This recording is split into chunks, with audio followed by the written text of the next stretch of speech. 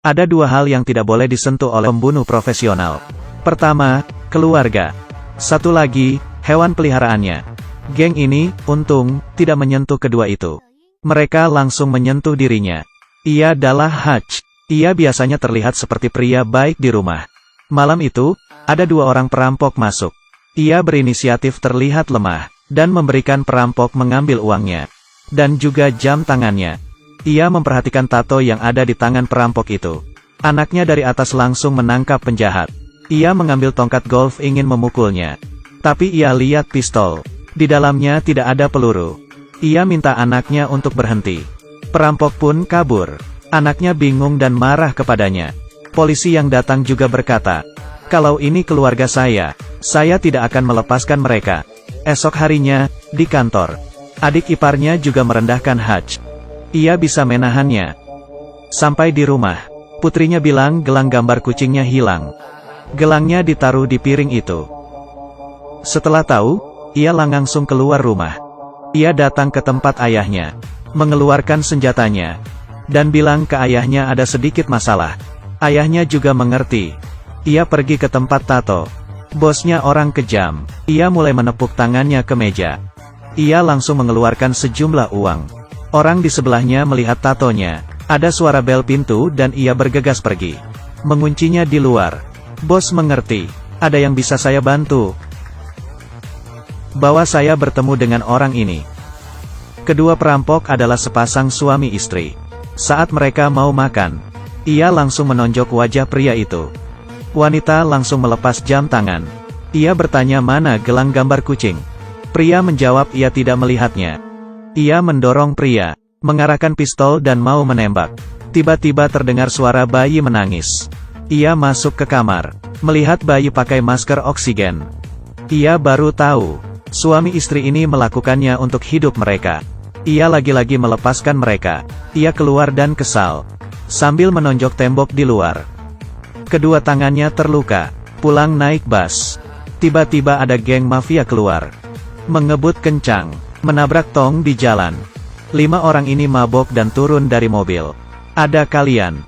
Buat apa harus menonjok tembok? Mereka masuk ke dalam bus, menggoda para penumpang, mulai melangkah satu persatu. Ia sudah tidak bisa menahannya. Ia pergi ke depan bus, menyuruh supir bus turun dan tutup pintu. Puas dengan keberadaan mereka di dalam bus, ia mengeluarkan pistol, dan mengeluarkan seluruh isi peluru. Tersenyum berkata, "Aku akan menghabisi kalian." Mereka langsung ketawa. Pria kepang ini mulai menonjoknya. Ia pun balas menonjoknya. Di seberangnya ada satu orang lagi. Kepalanya terbentur. Ia benar-benar marah.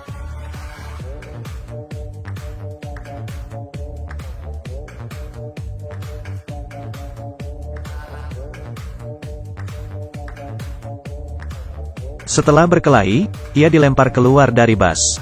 Semua di dalamnya dipukul abis. Hidungnya berdarah, giginya copot. Kamu pikir hanya sampai sini? Ia bangun lagi, dan masuk ke dalam bus. Hari ini mau menghabisi mereka.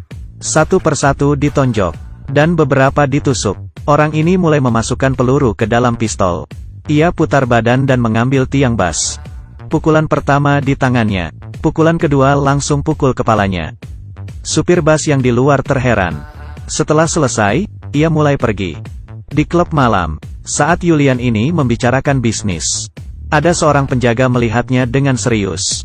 Tanpa berkata, ia langsung menonjoknya 2 kali. Dan dibenturkan palanya ke meja. Orang yang lainnya terkejut. Dan langsung bicara bisnis. Ada telepon masuk, buat Julian kaget. Datang ke rumah sakit, adiknya terluka parah. Ia mengambil kursi, dan melempar ke temannya. Tanya dia, siapa yang melakukannya? Temannya bilang ada seorang pria tua. Setelah dengan, ia berkata kamu sedang menipu saya. Ia langsung memukulnya lagi. Teman lainnya tidak kuat melihatnya, dan mengeluarkan sebuah kartu kerja. Saat Hutch di rumah, ia dapat telepon dari Julian. Karena orang yang kemarin dihajarnya. Ia mencari tahu siapa dia. Ia adalah mafia paling berbahaya. Memegang ratusan juta uang tunai. Dicari tahu dari kartu kerja Hutch. Ketemu data ayahnya. Dan, lewat data rahasia, Tahu ternyata Haj pembunuh yang berbahaya. Mereka menemukan alamat rumahnya. Merasa ada yang tidak beres. Ia langsung membawa istri dan anak ke bawah tanah. Lalu mematikan lampu.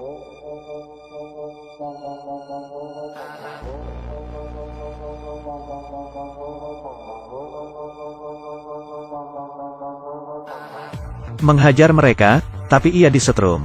Dan pingsan. Mereka membawa Haj ke dalam bagasi. Bersiap membawanya ke Yulian. Saat ia sadar, ia mulai mencoba melepaskan tangannya.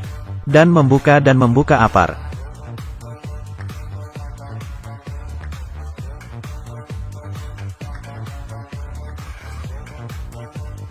Setelah merangkak keluar, ia lihat kunci. Semuanya telah dikalahkan. Ia menelepon ayahnya. Beritahu situasinya semakin parah. Lalu kabur pulang rumah. Dari bawah tanah panggil istri dan anaknya. Menyuruh mereka pergi. Ia mulai mengeluarkan batang emas. Minum bir dan membakar rumahnya. Bersiap untuk pertarungan terakhir. Yulian menyuruh anak buah ke rumah ayah Haj. Mereka mengira ia tidur, saat mau menembak. Tiba-tiba,